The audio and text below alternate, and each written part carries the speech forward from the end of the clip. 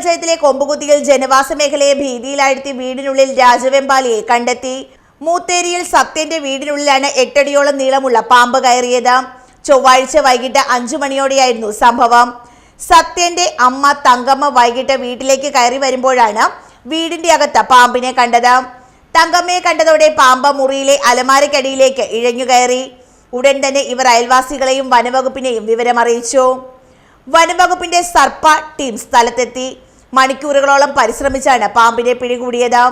പാമ്പ് ഒളിച്ചിരുന്ന അലമാര വീടിന് പുറത്തെത്തിച്ച് പരിശോധിച്ചപ്പോഴാണ് അതിന്റെ ചുവട്ടിലെ അറയിൽ രാജവെമ്പാലയെ കണ്ടെത്തിയത്.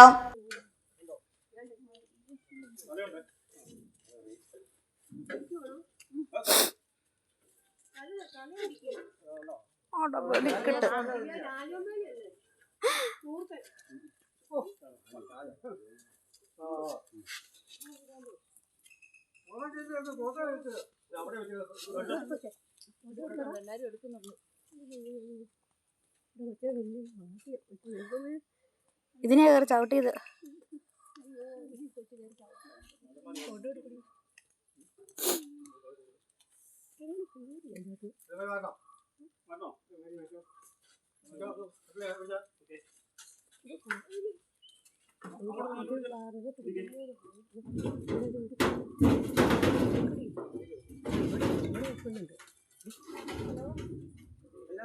കുട്ടികളടക്കമുള്ളവർ വൈകിട്ട് 3 മണിവരെ വീടിനുള്ളിൽ ഉണ്ടായിരുന്നു.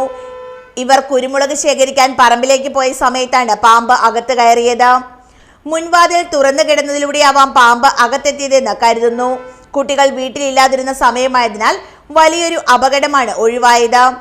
വേനൽ ശക്തമായതോടെ വനത്തിൽ നിന്നും പാമ്പുകൾ ജനവാസ മേഖലയിൽ ഇറങ്ങുന്നത് പതിവാവുകയാണ്.